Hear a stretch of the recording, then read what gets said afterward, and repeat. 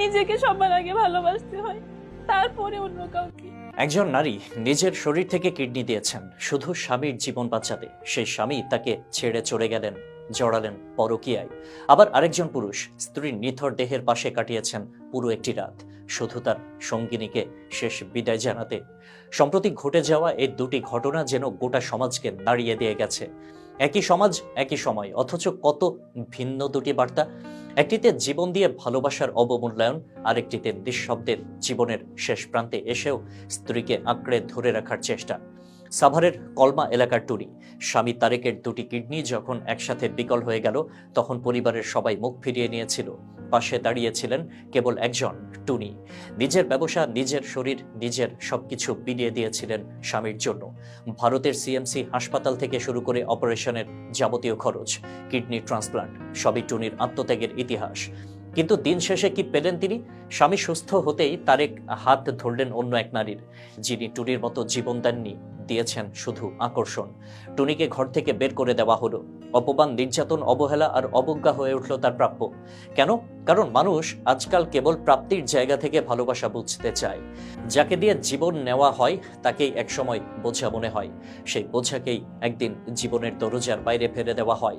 টুনির কিডনি শুধু শরীর নয়, বিশ্বাসও বাঁচিয়েছিল, কিন্তু সেই বিশ্বাসী পদদলিত হলো একটি স্বার্থপর হৃদয়ের কাছে। অন্যদিকে একজন স্ত্রী পৃথিবীর মায়া ছেড়ে চলে গেছেন, আর স্বামী থেকে গেছেন রাতভর পাহারাদার হয়ে। জানাজার সময় পেরিয়ে গেছে, লোকজন চলে গেছে, কিন্তু স্বামী এখনো রয়ে গেছেন স্ত্রীর পাশে। স্ত্রীর নিথর দেহ রাখা সেই গাড়ির পাশে বসে আছেন তিনি। কিছু বলছেন না, কিছু চাইছেন না, শুধু বসে আছেন। শেষবারের মতো পাশে থাকার স্বাদ মিটিয়ে নিচ্ছেন।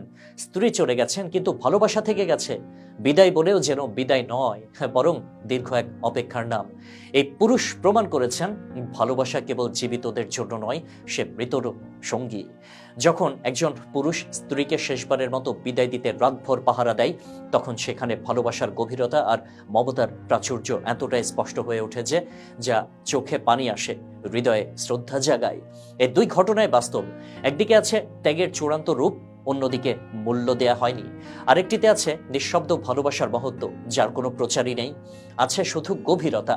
একজন স্ত্রী হয়তো আজও বেঁচে আছেন অপমান নিয়ে, আর একজন স্ত্রী হয়তো মৃত, কিন্তু রেখে গেছেন এমন একজন স্বামী যিনি মৃত্যুর পরেও পাশে থেকেছেন। এই দুই নারী, একজন নিঃস্ব, একজন বিদায়। আর এই দুই পুরুষ, একজন বিশ্বাসঘাতক, আরেকজন নিঃশব্দ প্রেমিক। সমাজ আজ বিভক্ত। কোনো কোনো ঘরে ভালোবাসা এখনো শুদ্ধ, পবিত্র আর টিকে থাকা প্রতিজ্ঞার মতো। আবার কোনো কোনো ঘরে ভালোবাসা শুধু প্রয়োজন মিটিয়ে ফেলে দেওয়ার নাম। যখন কেউ বলে সব পুরুষ এক নয়, তা সত্য। যেমন টুনির কাহিনী বললে সবাই কাঁদে, তেমনি সেই স্বামীর ছবিতে চোখ ভিজে যায় গভীর ভালোবাসায়।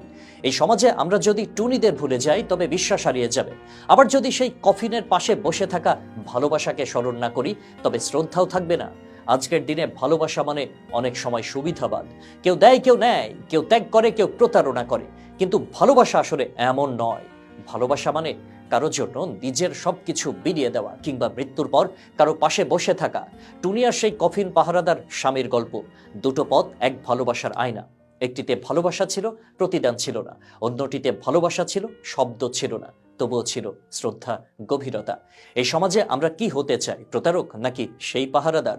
প্রশ্নটা আমাদের সবার হৃদয়ে গেঁথে দেওয়া উচিত, যাতে ভালোবাসা কেবল প্রয়োজন নয়, হয়ে উঠুক প্রার্থনা, আর ত্যাগের মূল্য হয় কখনো অপমান নয়, হোক শ্রদ্ধায় মোড়া ইতিহাস।